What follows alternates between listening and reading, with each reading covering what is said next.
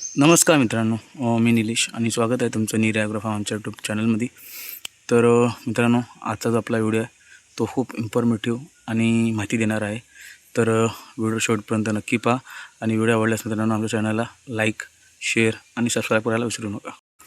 तर मित्रांनो, आपण हा नवीन कोंबडा खरेदी केलेला आहे. ह्याच्यासारखाच मित्रांनो आपला आणखीन एक कोंबडा आहे. तुम्ही म्हणाल हा तर कोंबडा जुना आहे, आपल्या व्हिडिओमध्ये पाहिला आहे. तर नाही मित्रांनो, हा नवीनच कोंबडा आहे. काल आपण व्हिडिओमध्ये दाखवलासुद्धा.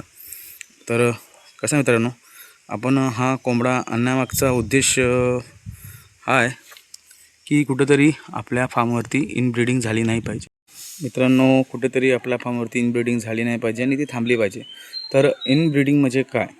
तर इनब्रीडिंग म्हणजे मित्रांनो आंतरजातीय संबंध, म्हणजे एकाच वंशातले दोन्ही आपले पक्षी त्यांची मीटिंग नाही झाली पाहिजे. तर कसं असतं माहिती आहे काय मित्रांनो, एकाच जातीतले आणि एकाच वंशातले पक्षी जेव्हा एकमेकाशी मीटिंग करतात ना, तेव्हा कशी जी पिल्लं जी होणारी आहेत ती कमकुवत, रोगाला बळी पडणारी आणि कमजोर असतात.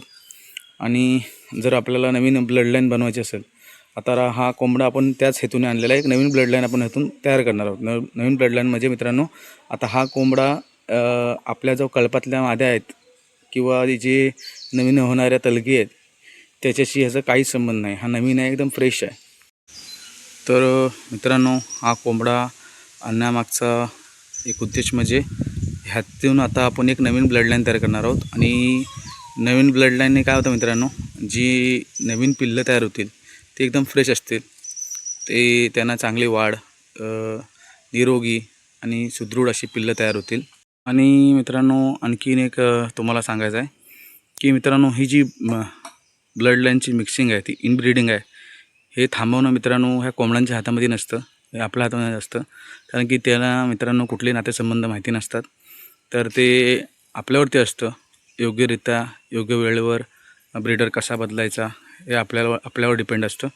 त्यामुळे जर तुम्हाला मोठ्या प्रमाणात कुक्कुटपालन व्यवसाय करायचा असेल आणि चांगल्या प्रकारे करायचं असेल तर सर्वांना आवर्जून विनंती आहे आणि एक सल्ला देतो मी तुम्हाला की कृपया वेळेस आणि वेळ आल्यावर आपला ब्रीडर चेंज करा.